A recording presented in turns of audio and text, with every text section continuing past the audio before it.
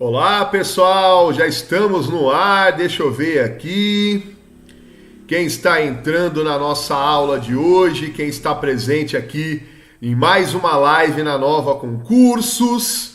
Eu sou o professor Hilário Xavier, professor de História aqui da Nova Concursos. Venho nessa caminhada de preparação aí do zero à ESA, porque com certeza você que estuda aqui na plataforma da Nova Concursos, você tem acesso aos melhores materiais do mercado, materiais focados totalmente na prova, não só na ESA, porque aqui na Nova Concursos tem uma série de materiais para te preparar com ênfase no concurso público de sua preferência.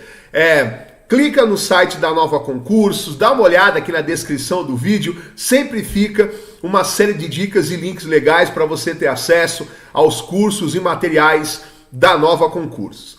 Galera, quem vem acompanhando esse curso gratuito oferecido pela Nova Concursos, alta qualidade para que você tenha êxito na prova da ESA. Quem vem acompanhando o curso desde o início, lembra que em cada aula eu abordei de 2 a 3 assuntos. Porém, dessa vez, pensando na qualidade daquilo que é ofertado para vocês, hoje nós teremos um único tema do edital, porém é um tema extenso, muito importante. Se você não dominar segundo reinado, você vai ter uma série de problemas nessa prova. Por isso que eu vou abordar em detalhes os principais fatores do segundo reinado, claro, totalmente focado no edital da ESA. E no final eu vou corrigir uma série de exercícios no modelo ESA para você treinar com foco. Mas antes da nossa aula, já vou projetar para vocês o slide daqui a pouquinho. Gostaria de pedir que você se inscrevesse no canal da Nova Concursos, acionasse aí o sininho, acione o sininho para que você receba as notificações dos novos vídeos e fique conosco até o final, porque eu te garanto, você vai aprender muita coisa hoje. E mande as suas perguntas no transcorrer da live. Eu vou escolher aquelas mais bem elaboradas, que tem a ver com o assunto da aula, e vou responder para vocês com o maior prazer no final da nossa trajetória, no final da nossa aula, tudo bem? Vou projetar para vocês aqui. Olha aí, pessoal, vamos falar de segundo reinado.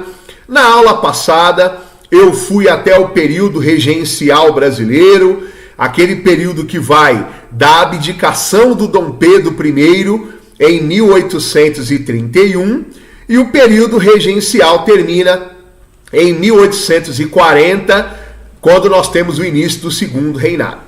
Quem estava na aula passada lembra que o período regencial foi uma época muito turbulenta da nossa história, conflitos armados de norte a sul do Brasil, alguns desses conflitos inclusive separatistas, e eu dei uma dica importantíssima na aula passada. Faça de tudo possível para decorar as revoltas do período regencial. Data, lugar e líder. A ESA tem o costume de cobrar essas coisas. A Farroupilha, a Balaiada, que está completando 180 anos, a Revolta dos Malês, todas elas, tá bom? Bom, senhores, o segundo reinado é o período que Dom Pedro II governou o Brasil. Dom Pedro II, que de longe é o político que mais tempo ficou à frente do Estado brasileiro. Ele governou o Brasil por quase 5 décadas. O filho herdeiro do Dom Pedro II, o pai foi embora, o menino ficou aqui, aos cuidados de tutores, até que ele tomasse posse do seu governo. Porém, durante a regência, o Brasil literalmente era um caldeirão prestes a explodir, tensões e revoltas por todo lado, e por causa disso, o Partido Liberal propôs uma alteração na lei, diminuindo a maioridade para que o Dom Pedro II tivesse condições de tomar posse. O projeto foi do Partido Liberal, mas teve total apoio dos conservadores, porque ambos estavam desesperados em acalmar os ânimos, em conter as revoltas, colocando um político no poder, mesmo que garoto, um político respeitado, sinônimo de normalidade, de estabilidade política. Tenha em mente, meus caros amigos e amigas que acompanham a nossa live aqui na Nova Concursos, ninguém imaginava que um garoto de 15 anos incompletos era o gênio da administração. E também não estou dizendo que ele não era. Você precisa entender que o golpe da maioridade foi um golpe palaciano, uma estratégia política para antecipar a posse de um garoto, não por conta das suas habilidades governativas, mas sim o símbolo que ele representava. Então, colocar o Dom Pedro II no poder era acalmar os ânimos, oferecer aos brasileiros um líder que eles amavam, tá? Bom, professor, mas por que chama golpe? As pessoas têm a mania de achar que um golpe tem que ser armado, com gente morrendo. Não foi uma revolução, pessoal. É chamado de golpe porque liberais e conservadores combinaram a estratégia, né, através do clube da maioridade, mudar a lei por unanimidade para colocar um garoto no poder. Um golpe nem sempre é armado. Esse foi um golpe palaciano, um golpe político. A lei foi alterada em 1840, porém o Dom Pedro foi coroado oficialmente no ano seguinte, em 1841. Por isso que nós temos aí 180 anos da coroação do Dom Pedro II. Porém, o golpe da maioridade foi em 1840. E os historiadores começam a contabilizar o tempo do segundo reinado a partir do golpe da maioridade. Um garoto foi posto no poder, um menino, extremamente inteligente, mas um menino. Tudo isso para acalmar os ânimos. Se eu estou assistindo a aula, eu ia perguntar: professor, a estratégia funcionou? Gente, se você pegar o segundo reinado inteirinho, o Brasil teve alguns motins liberais em São Paulo e no Rio de Janeiro, e uma revolta mais séria que foi a praieira, que daqui a pouco eu vou explicar para vocês. Tirando essas duas revoltas mais sérias, foi um período de muita estabilidade, até a Guerra do Paraguai. Então a estratégia de botar um garoto no poder funcionou, porque as rebeliões que ainda estavam ocorrendo da época da regência, a Balaiada e a Farroupilha, foram controladas dentro do segundo reinado. Então a estratégia de botar um garoto no poder sim funcionou. Então o segundo reinado começa em 1840 com o golpe da maioridade e o Dom Pedro II foi coroado oficialmente no ano seguinte. Bom, senhores, uma coisa muito importante quando abordamos o segundo reinado e também pensando na ESA propriamente dita, a organização política do Brasil na primeira metade desses 50 anos que o Dom Pedro II governou, vamos fazer um recorte, né? Até a Guerra do Paraguai, que começou em 1864.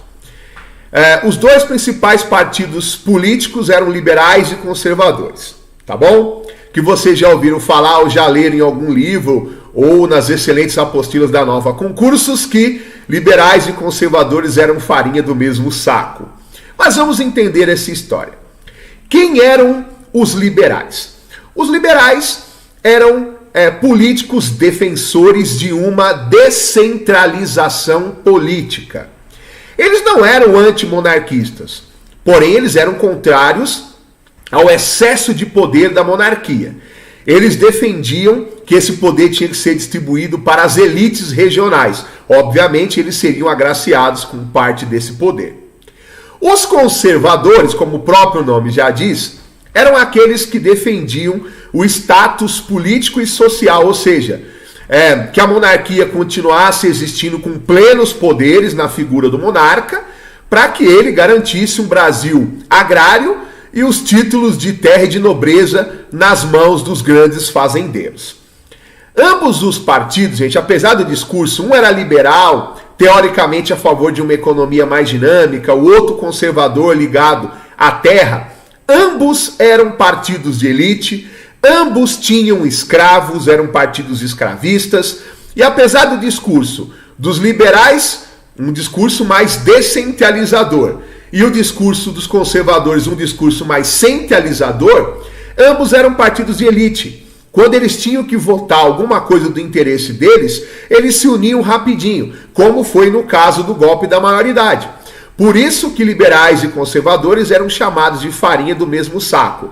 Né? Tem uma frase famosa que é assim: nada mais liberal do que um conservador no poder. Historicamente é assim até hoje. Para refletir, gente. O discurso é antagônico, vivem brigando, mas na prática eles fazem a mesma coisa. Para analisar e você vai dar razão ao meu comentário. Bom, e para a monarquia não mudava nada, porque não se esqueçam que o Dom Pedro II herdou o poder moderador. Então ele estava sempre acima dessa disputa política. Eram partidos de fachada manipulados pelo poder moderador. Então os liberais, a diferença é que os liberais eram uma elite descentralizadora, queriam o poder nas mãos das elites regionais, e os conservadores queriam o poder centralizado nas mãos da monarquia, para que a monarquia fosse a manutenção dos seus interesses. Então, apesar do discurso antagônico, farinha do mesmo saco. Bom, no início do segundo reinado, existiu o chamado Gabinete da Conciliação. O Dom Pedro, enquanto pessoa, o Dom Pedro II, ele pendia para os conservadores, né? Porém, ele era grato aos liberais pela proposta de antecipação da maioridade, né? Quem botou ele no poder antecipadamente foi um projeto liberal. Tudo bem que acatado pelos conservadores, mas foi um projeto liberal.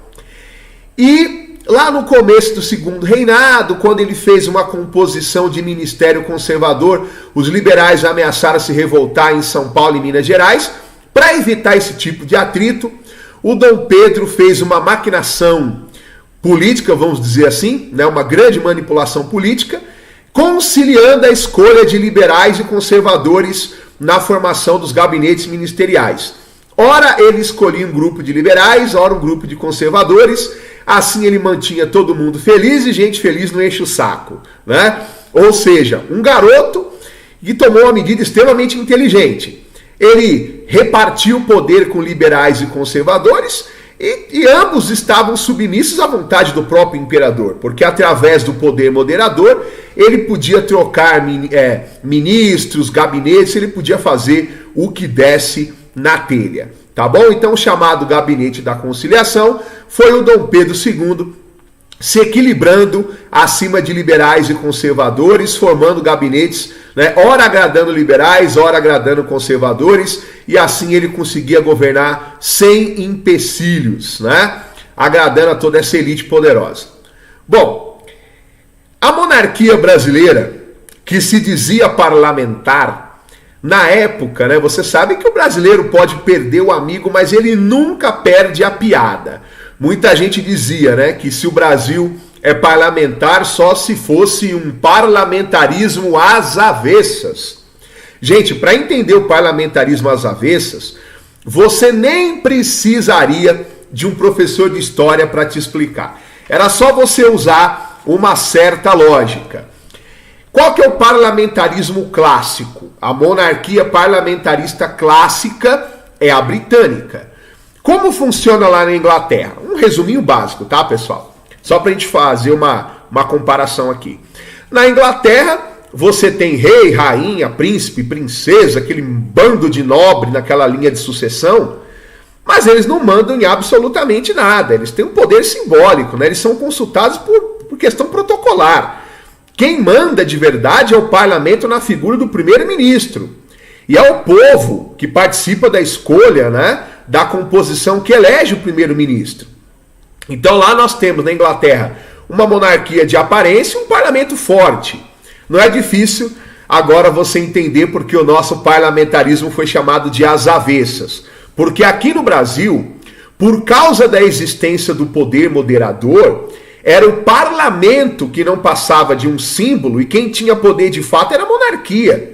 Por causa do poder moderador, o Dom Pedro podia dissolver qualquer assembleia, ele podia mandar embora qualquer ministro, ele que escolhia o primeiro-ministro e podia demitir esse gabinete ministerial. Então, o nosso parlamentarismo foi apelidado de às avessas, porque, diferente do modelo britânico, onde a monarquia é um símbolo e quem tem poder de fato é o parlamento na figura do primeiro-ministro, no Brasil era às avessas, ao contrário, ou seja, aqui, né, o Dom Pedro é que tinha poder de verdade por causa do poder moderador e o parlamento era apenas simbólico, manipulado através da vontade do imperador por conta dos atributos que ele possuía do poder moderador.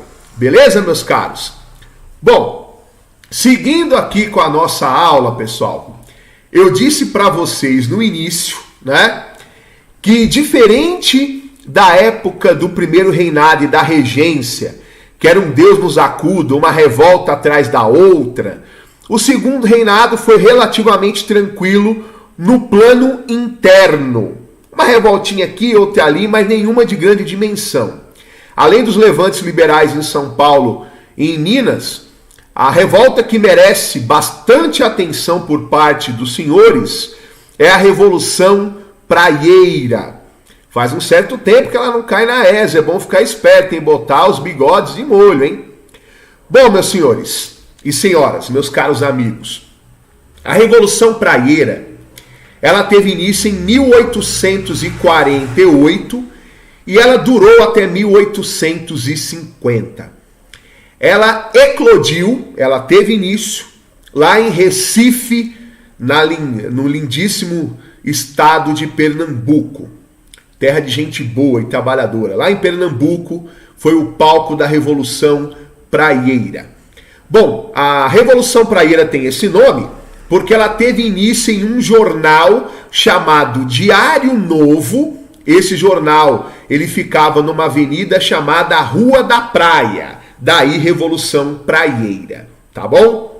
Bom, quando a gente estuda a revolta, é sempre bom ficar atento às lideranças. A Revolução Praieira foi comandada por um cara chamado Pedro Ivo Veloso da Silveira e também um outro cara chamado Borges da Fonseca. Senhores, a Revolução Praieira foi um conflito entre liberais e conservadores, lá em Pernambuco. O que aconteceu é que pouco tempo antes da eclosão da Praieira, foi escolhido um governante local, né, foi posto no poder um governante conservador, que desagradou bastante os liberais, né? Foi uma revolta onde os liberais se levantaram contra membros de famílias aristocráticas importantes lá de Pernambuco, a família Cavalcante e a família Rego Barros. Eram famílias que mandavam e desmandavam em Pernambuco, e eles eram de linhagem conservadora, aliados do Dom Pedro II. E os liberais se revoltaram, né, por conta desse controle conservador lá de Pernambuco, dando início a essa revolta. Portanto, essa revolta era contra os conservadores locais, membros de famílias aristocráticas. Eles reclamavam também do poder moderador, reclamavam do excesso de poder que os portugueses ainda tinham no Nordeste brasileiro. Inclusive, eles chegaram a pregar a total nacionalização do comércio brasileiro e a expulsão de portugueses.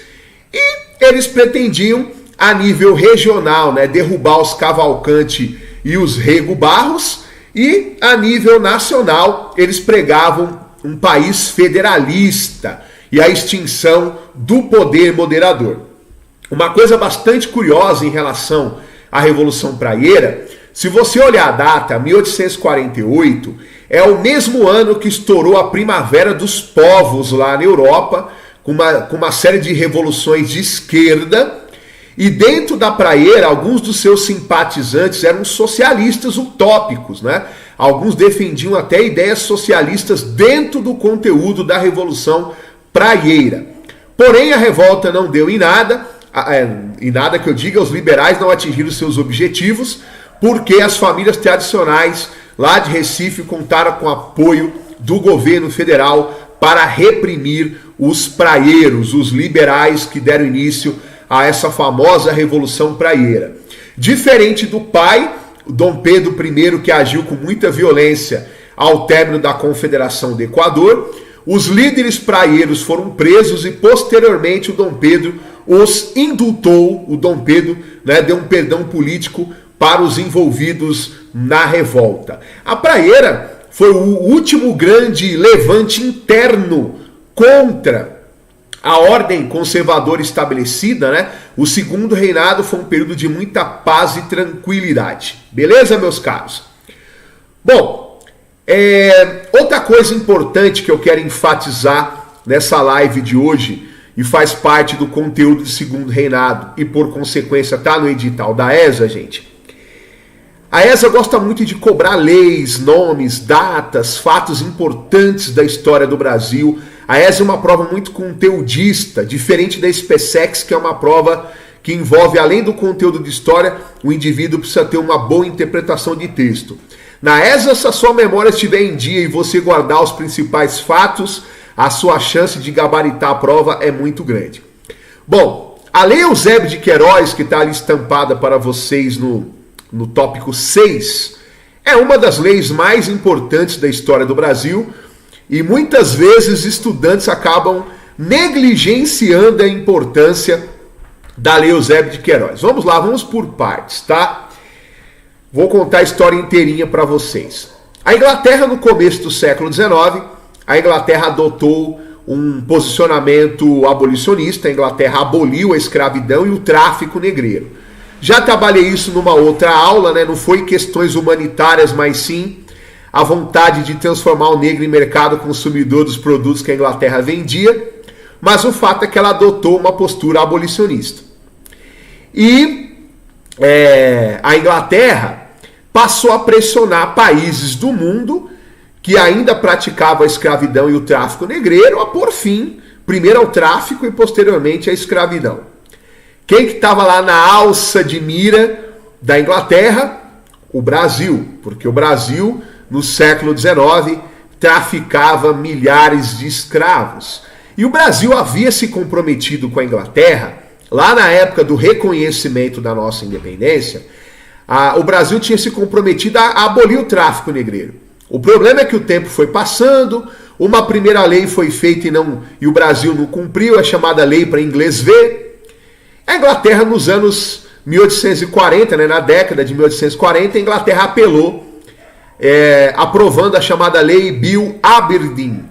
E essa Lei Bill Aberdeen, aprovada no parlamento britânico, dava o direito dela, Grã-Bretanha, de abordar e tratar como tráfico e pirataria o transporte de escravos, né? Na verdade, tratar o tráfico como pirataria, perdão.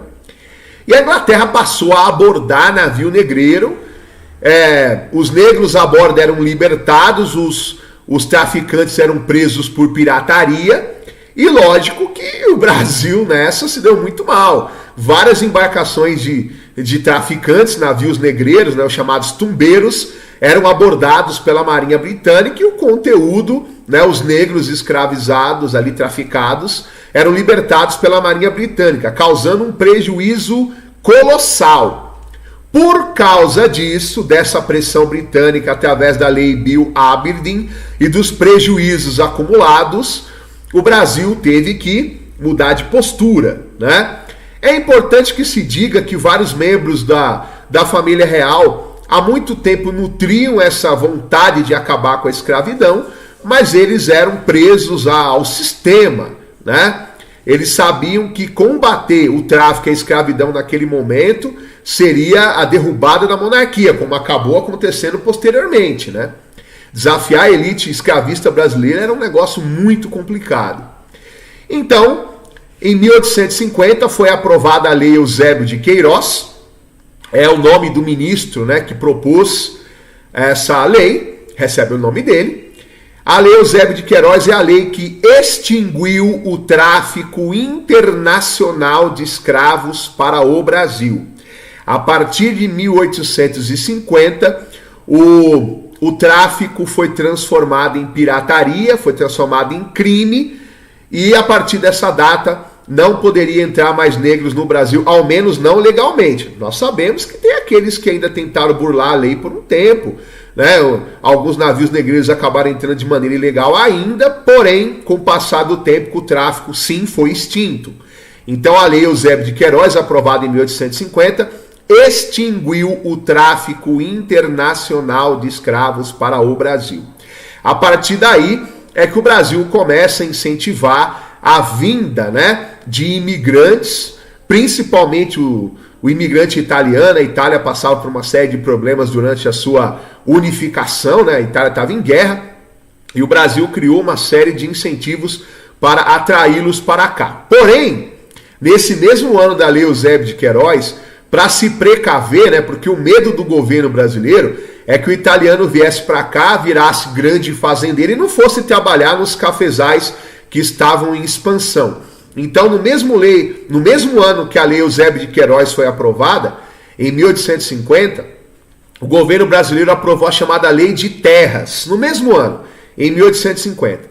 E essa Lei de Terras dizia o seguinte: terras no Brasil, terras devolutas, né, somente mediante compra. O governo fez isso para impedir que imigrantes viessem para cá, ocupassem terras de maneira ilegal e não fossem trabalhar para os fazendeiros do café. Então a Lei de Terras era muito simples, dizia o seguinte: quer terra, meu amigo? Compre. Como que imigrante que chegava aqui com a mão na frente e outra atrás ia conseguir comprar terras de início? Bom, então não se esqueça, Lei Eusébio de Queiroz acabou com o tráfico internacional de escravos para o Brasil, transformou o tráfico em pirataria para o Brasil, e a partir daí o governo, né, primeiro no chamado regime de imigração, regime de parceria, né, que não deu muito certo, o italiano estava sendo transformado num escravo branco, né, com as dívidas que acumulava no armazém das fazendas, no famoso fiado, e depois no chamado regime de imigração subsidiada, onde o próprio italiano pagava a sua passagem até o Brasil para não chegar aqui e acabar endividado com os grandes fazendeiros do Vale do Paraíba e depois do oeste de São Paulo. Bom, meus caros, se você pegar de 1840 até 1864, quando começa a Guerra do Paraguai, é o auge do segundo reinado, né? O Dom Pedro estava bem, a sua aprovação era altíssima, ele desfrutava de muito prestígio, até porque toda vez que ele tinha que entrar numa briga, bater de frente para garantir os interesses do Brasil, ele o fazia, né? O Dom Pedro desafiou gente poderosa. Por exemplo, na famosa tarifa Alves Branco, ele aumentou todos os impostos alfandegários, acabando com os privilégios da Inglaterra. Aquela tarifinha que a Inglaterra pagava, né, de apenas 15%, foi para o espaço. A tarifa Alves Branco elevou todos os impostos de produtos importados e o Dom Pedro desagradou muita gente poderosa.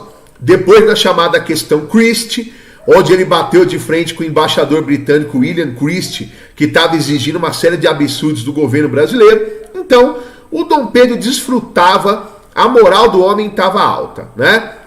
E tudo isso, ou parte desse sucesso, tinha nome e endereço, se chamava café. A economia cafeeira, no período pré-guerra do Paraguai, fez com que a economia caminhasse bem. Você sabe, né? Quando a economia caminha bem, o brasileiro fica feliz, né? Com dinheiro no bolso, o governante é o melhor governante do mundo. O café, gente, começou a ser introduzido ainda no primeiro reinado, na região sudeste, né? Porém, o Dom Pedro I não teve tempo de aprofundar esse projeto, economia cafeeira, e acabou ficando para o filho. Durante o segundo reinado, o café vai se transformar no carro-chefe da economia brasileira, responsável por quase metade das exportações do Brasil.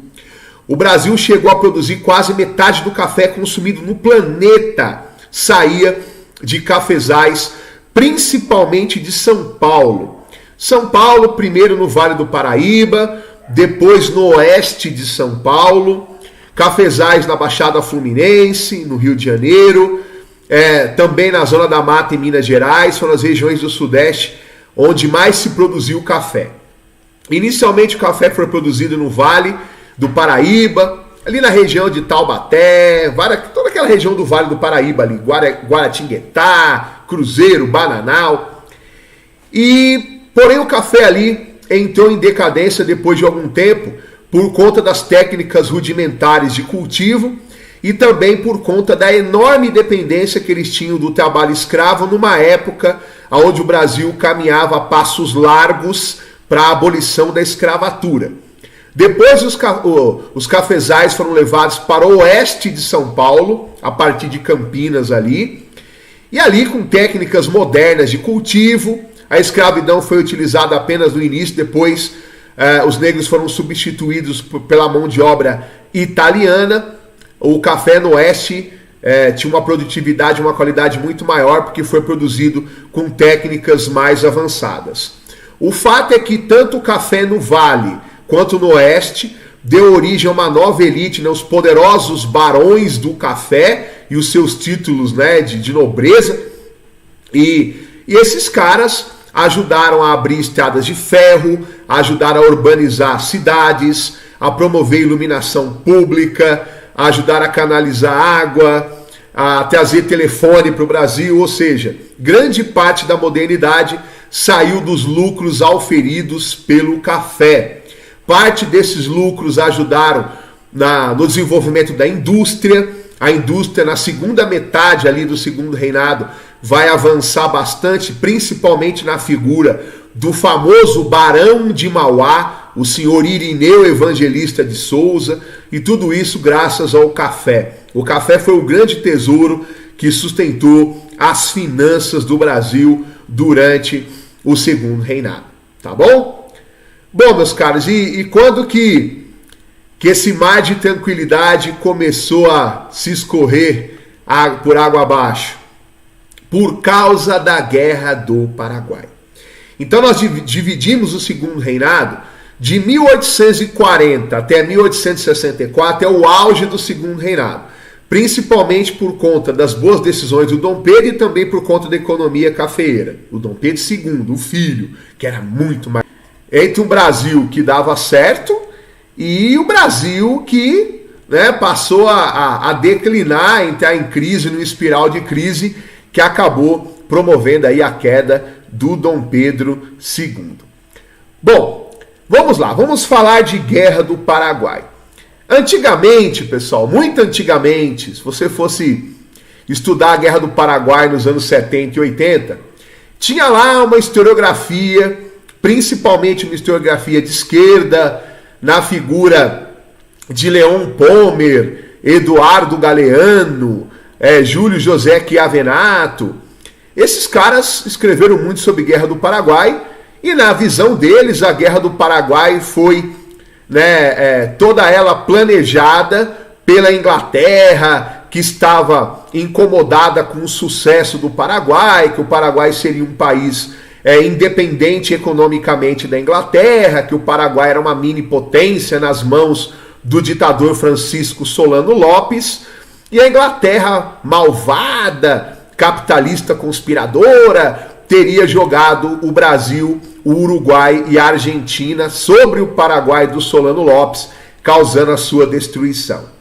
Bom, senhores, essa teoria já caiu por terra há muito tempo, né? Hoje sabemos que a Guerra do Paraguai foi causada por dilemas e conflitos da própria América do Sul. A Inglaterra lucrou com a guerra, isso é óbvio, a Inglaterra era a grande potência global no século XIX. Porém, lucrar com uma guerra é uma coisa, causá-la é outra completamente diferente, né? A Guerra do Paraguai, ela foi causada, dentre outras coisas, pela ambição do Solano Lopes. Ele tinha um papo de criar o grande Paraguai, ele queria um caminho livre pela Bacia do Prata, e para isso ele cobiçava terras no Mato Grosso, no Brasil, e cobiçava terra em Corrientes, na Argentina.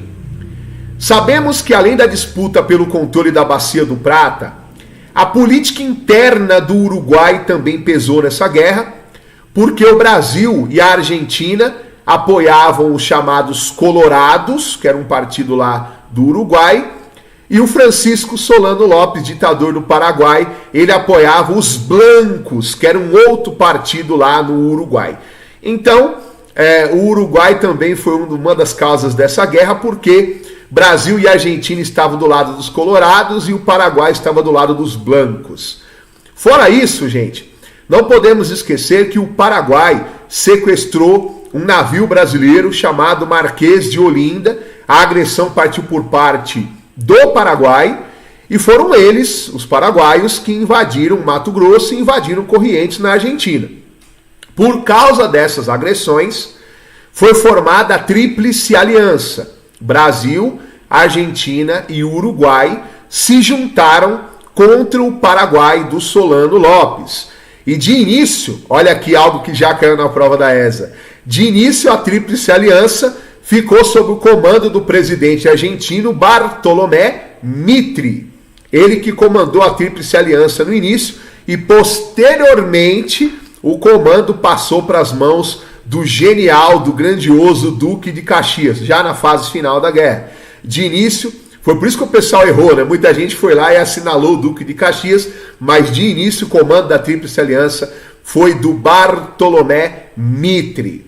Bom, o Paraguai levou uma certa vantagem de início por conta do efeito surpresa, né? Ninguém imaginava que o Paraguai do Solano Lopes teria coragem de invadir o Brasil e a Argentina. Porém, depois, quando o Império do Brasil e a República da Argentina e a República do Uruguai se organizaram, né, com armas vendidas pela Inglaterra, eles partiram para o revide e, obviamente, que o Paraguai foi derrotado de maneira muito severa, para não dizer uma outra palavra um tanto quanto mais pesada. Estimativas dizem que o Paraguai perdeu cerca de 60% da sua população masculina, né? Na fase final da guerra, o Duque de Caxias comandou a invasão do Paraguai. Posteriormente ele pede baixa por ter contraído malária, já ser uma pessoa de uma certa idade, e o comando o ataque final ficou a cargo do Conde Du, marido da princesa Isabel. Ele comandou o cerco e o ataque final ao senhor Solano Lopes, pondo fim à Guerra do Paraguai. Para os paraguaios, destruição, perdas territoriais e principalmente perdas humanas, 60% da população masculina do Paraguai. Para o Brasil, enormes dívidas que duraram décadas para serem quitadas. Realmente o Brasil gastou grande parte do seu orçamento para vencer essa guerra contra o Paraguai. Bom, a Guerra do Paraguai teve consequências mais sérias também para a monarquia brasileira, né? Nós veremos mais adiante que pós-Guerra do Paraguai, uma série de questionamentos surgiram em relação ao Dom Pedro II e ao seu governo, e vai gerar uma crise em diversos setores, que daqui a pouquinho eu vou detalhar para os senhores, causando aí a queda do Dom Pedro II e o término do segundo reinado. Bom, gente, eu quero dar uma dica muito forte para vocês. Algo me diz que isso vai cair na edição desse ano. Tá vendo ali, ó? Tópico 9, movimento abolicionista. Eu tô vendo aí vários cursinhos, falando de conteúdo da ESA, passando, né, todo o conteúdo.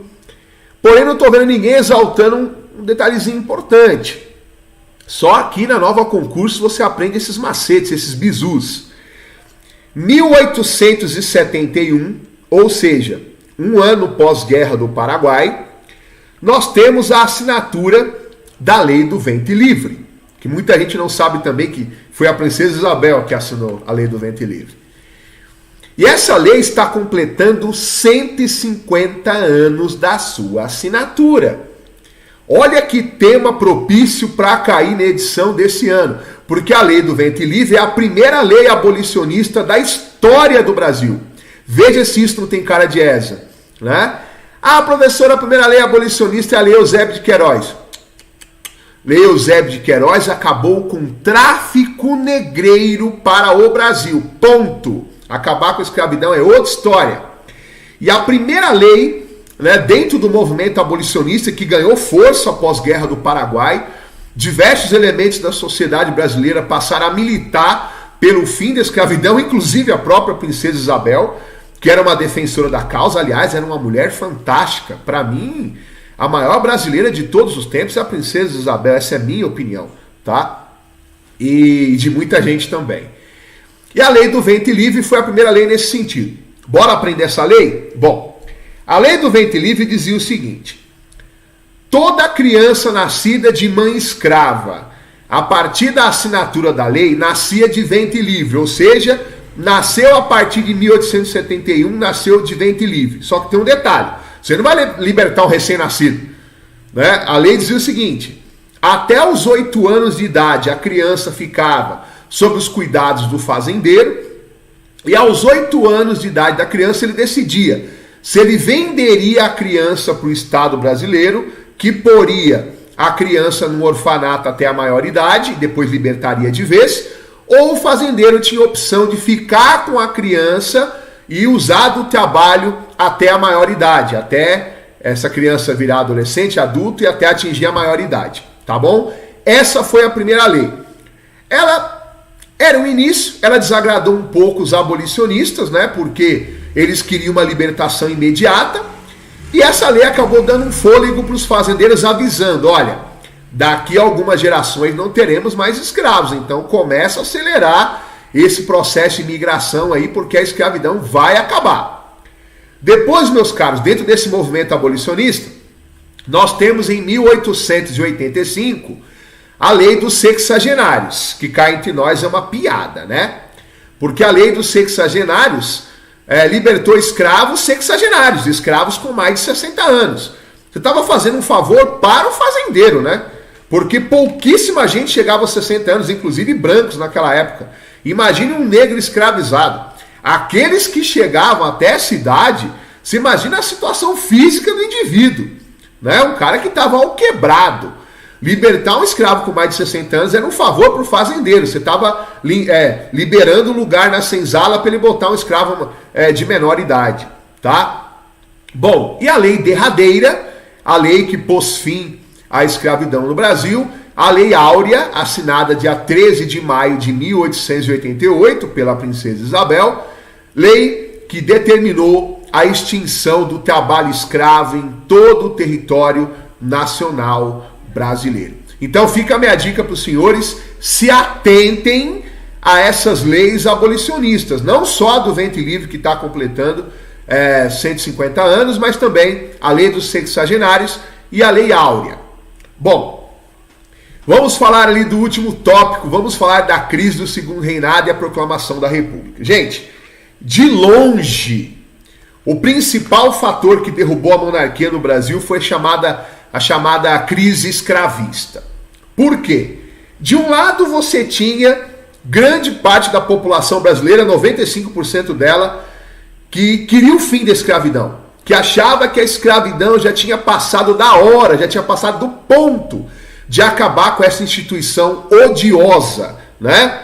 E principalmente porque os negros tiveram uma posição de destaque na Guerra do Paraguai. Muita gente se sentia em dívida com eles.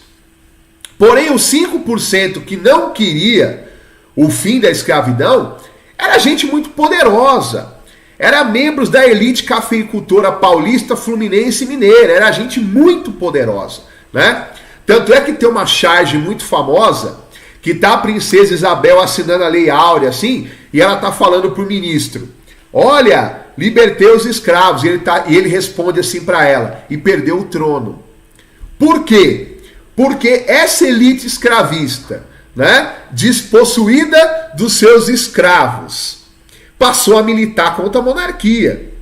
Eles são os republicanos de última hora, né? Aqueles caras que passaram a pregar a proclamação da República e a derrubada da monarquia, literalmente grande parte deles por despeito, pela abolição da escravatura e principalmente pelo jeito que ela se deu.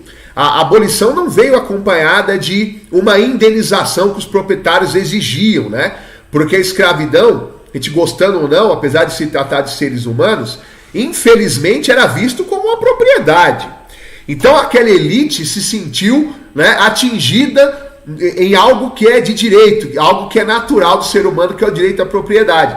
Então ela passou a militar contra o Dom Pedro II, pedindo a proclamação da República e a derrubada da monarquia. Além da chamada questão, né, escravista, crise escravista, Nós temos também a crise militar. Pós-guerra do Paraguai, o exército voltou para casa bem mudado, grande parte do exército, né? Eles adotaram ideias republicanas durante a Guerra do Paraguai. Não podemos esquecer que o Brasil lutou ao lado de repúblicas, né? A Argentina e o Uruguai eram repúblicas, a comparação é inevitável. E o exército voltou para casa abolicionista. Os negros que lutaram lado a lado com os brancos para vencer essa guerra para o Brasil, os oficiais brancos do exército brasileiro eram um dos primeiros grupos a defender o fim da escravidão. E o Dom Pedro, né, descontente com esses novos posicionamentos do exército, o Dom Pedro não cumpriu com algumas promessas feitas com a caserna, né, com os militares. Alguns militares foram presos por reclamar da monarquia. Deixa eu só ligar aqui um cabo aqui, pessoal, um segundinho.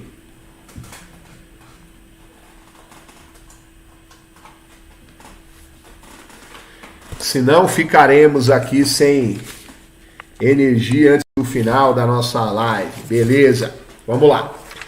Então, o exército ficou realmente descontente com a postura do Dom Pedro II. Pô, os caras tinham ganho uma guerra para o Brasil e não se sentiram abraçados pela monarquia. Eles queriam melhores salários para a tropa, o direito de poder se expressar livremente na imprensa. E o Dom Pedro chegou a prender até oficiais do exército que criticaram ele publicamente. Por conta disso, o chamado Clube Militar, que reunia os oficiais do exército brasileiro, os caras começaram a trocar figurinha pensando em derrubar o Dom Pedro II. E é justamente esse clube militar que vai se aproximar da elite cafeicultora paulista, que também estava descontente com a monarquia, e juntos eles começaram a confabular uma maneira de derrubar o Dom Pedro II. Bom, outro fator, gente, que pesou, né, que causou a crise do segundo reinado e, consequentemente, a derrubada da monarquia, é a chamada questão religiosa. Naquela época, né, na segunda metade ali do século XIX, a Igreja Católica declarou guerra à maçonaria. O Papa Pio IX, ele escreveu uma ordem, uma encíclica, né, através de uma bula, mandando expulsar todos os membros da Igreja Católica que tivessem relação com a maçonaria. Ele não queria saber de padre, bispo, cardeal, maçom. Ele mandou expulsar todos aqueles que eram maçons e faziam parte do clero católico. Quando a ordem chegou no Brasil, o Dom Pedro II desobedeceu o Papa na hora. O Brasil tinha um regime de padroado, ou seja, a Igreja Católica no Brasil era sustentada pelo Estado brasileiro, e o Dom Pedro II julgava que quem dava as ordens na Igreja Católica no Brasil era ele, Dom Pedro II. E ele deu uma ordem em contrário à vontade do Papa. O Papa mandou expulsar os maçons e o Dom Pedro II disse não. Até porque ele era maçom, ele não ia perseguir os seus irmãos de loja. Então, o clima ficou tenso, o Papa chegou a ameaçar o Dom Pedro II de excomunhão e a situação dele ficou bem feia. Lembrando que o Brasil era um país católico, de imensa maioria de católicos, o Dom Pedro, em rota de colisão com o Papa, obviamente, que só serviu para arranhar a imagem dele ainda mais. Bom, meus caros, alguns historiadores gostam de citar um fator menos importante. Eu não gosto muito, eu não acho que é um fator que tenha pesado tanto, mas eu vou dividir com vocês. Alguns historiadores dizem que o fato do herdeiro do trono ser uma mulher, né, a princesa Isabel, e ainda por cima abolicionista, foi ela que travou essa batalha toda para acabar com a escravidão desde a lei do ventre livre.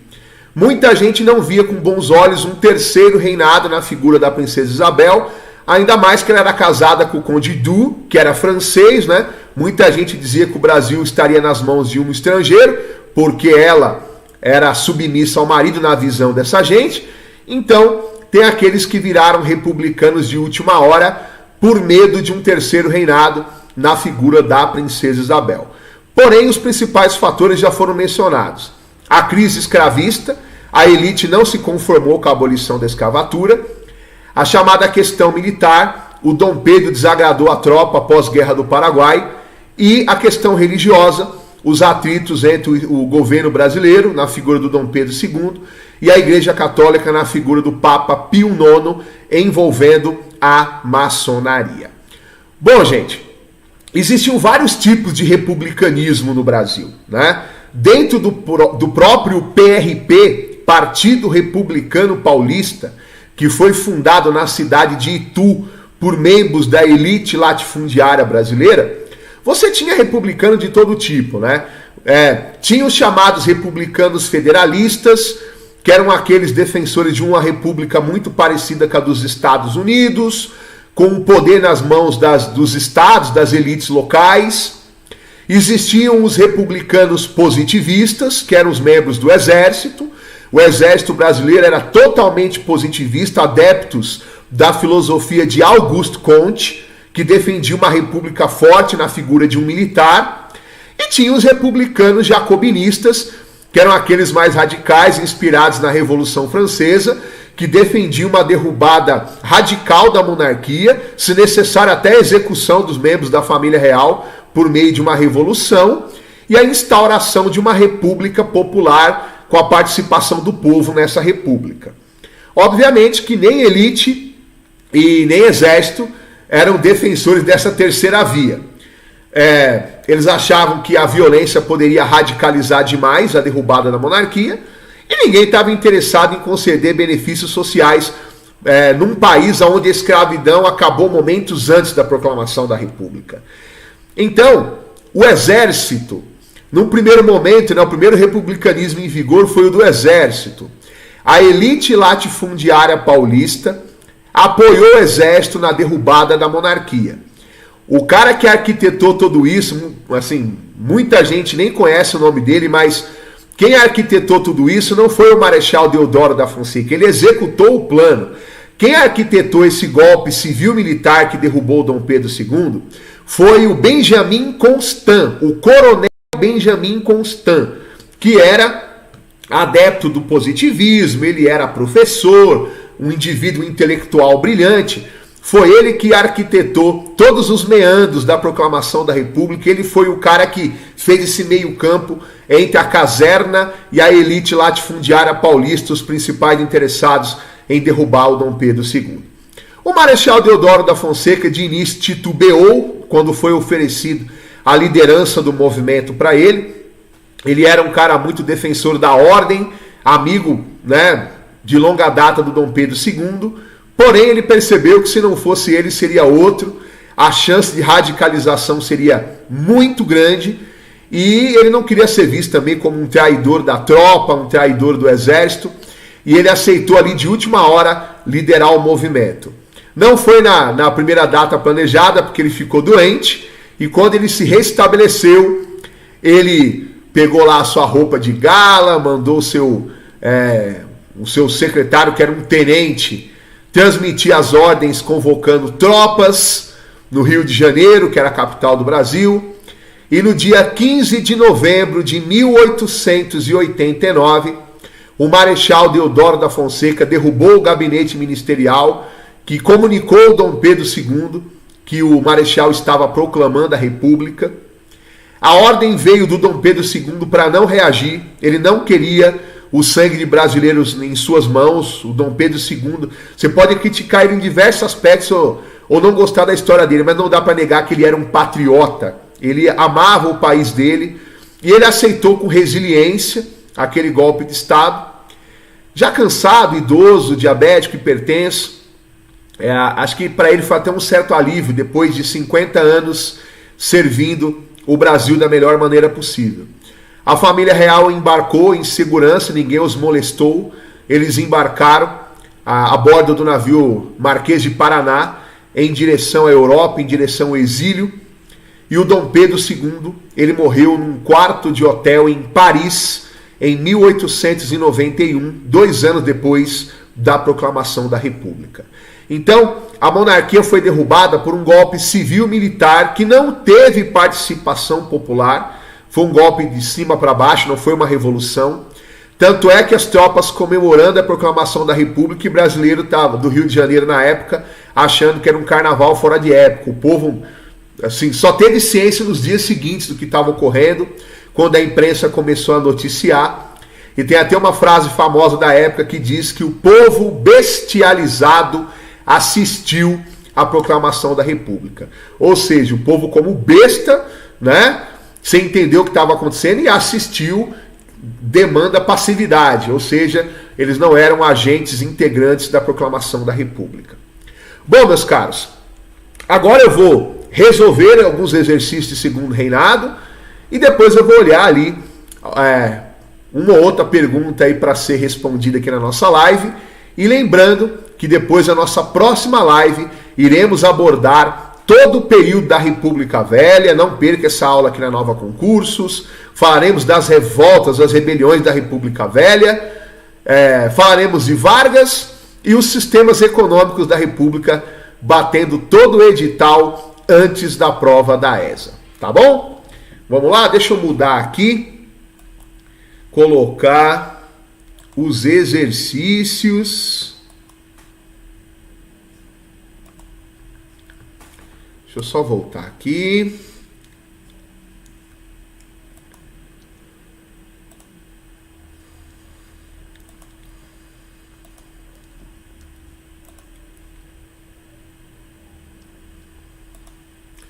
Bom, já está aparecendo aí para vocês o primeiro exercício, leia com atenção. Vamos lá. O café foi introduzido no Brasil no início do século XVIII para o consumo doméstico. Com o avanço da Revolução Industrial na Europa e depois nos Estados Unidos, a agricultura do café expandiu-se rapidamente e na terceira década do século XIX, esse produto já era exportado em larga escala. Sobre o assunto, assinale a alternativa correta. Bom, meus caros amigos e amigas futuros sargentos do Exército Brasileiro, durante a nossa live de hoje, eu disse para vocês que o café foi o principal produto da pauta de exportação do Brasil no segundo reinado, trouxe muitos dividendos, ajudou na expansão das ferrovias e da urbanização, pagou muitas contas da monarquia e toda essa riqueza saía de cafezais do Vale do Paraíba e do oeste de São Paulo. Então, se você já leu aí as alternativas, infelizmente ali tampou um pedacinho da alternativa E, mas a E não é a resposta correta, então não vai interferir no seu desempenho. A resposta correta é a alternativa D de dado. Olha lá, na segunda metade do século XIX, o café já era o principal produto de exportação com largo crescimento em São Paulo. E você aprendeu tudo isso na nossa aula de hoje, tá bom? Então, para esse primeiro exercício, D de dado, eu vou marcar aqui um OK de corrigido aqui na minha planilha. Vamos lá, vamos para o próximo exercício.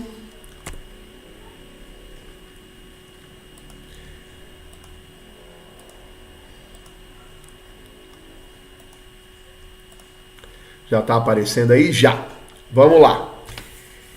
Vez por outra, nos defrontamos com notícias sobre a escravização de trabalhadores e trabalhadoras em diversas regiões do Brasil, prática coibida pelo direito e pela justiça.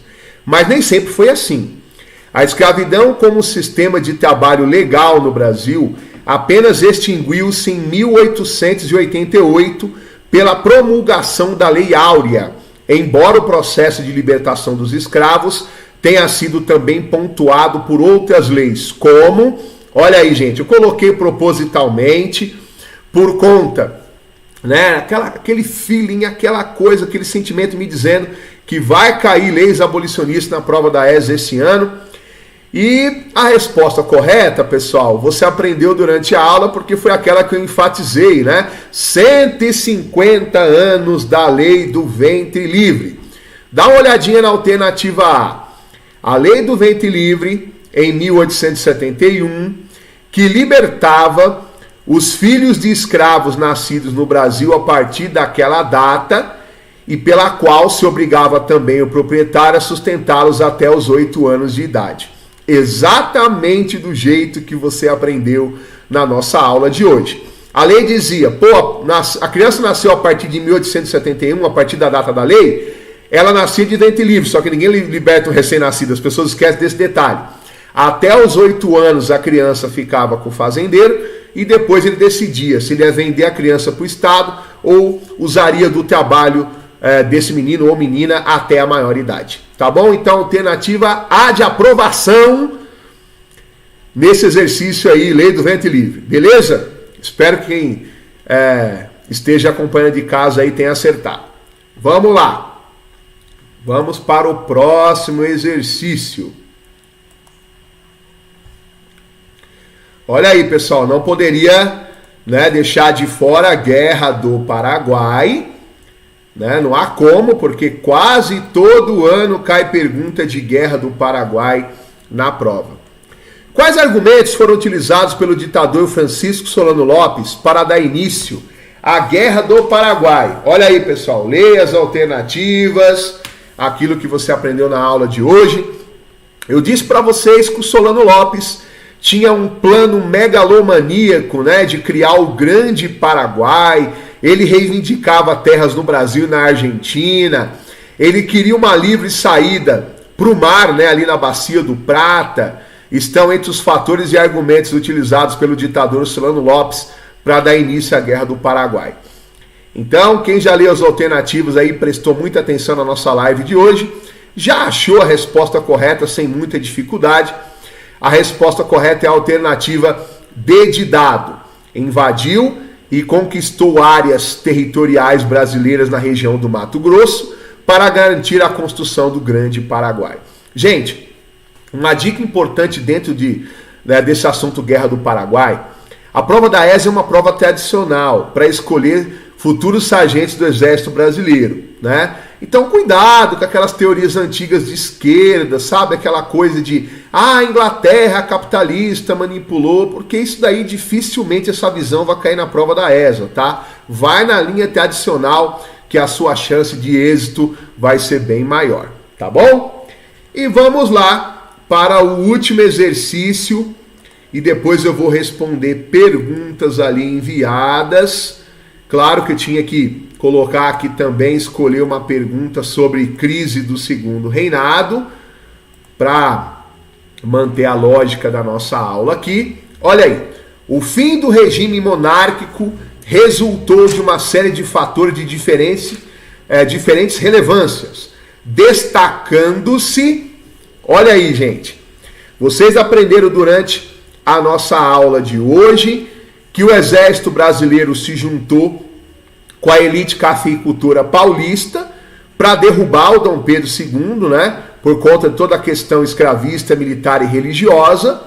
E essa aliança resultou, numa união de interesses ali no início da República. No primeiro momento, dois militares, o Marechal Deodoro da Fonseca e Floriano Peixoto, governaram o Brasil, República da Espada. E do Prudente de Moraes em diante, a elite cafeicultora paulista e mineira vão tomar a frente aí do poder. Então, eles proclamaram a República e garantiram para si o comando do país nas décadas seguintes.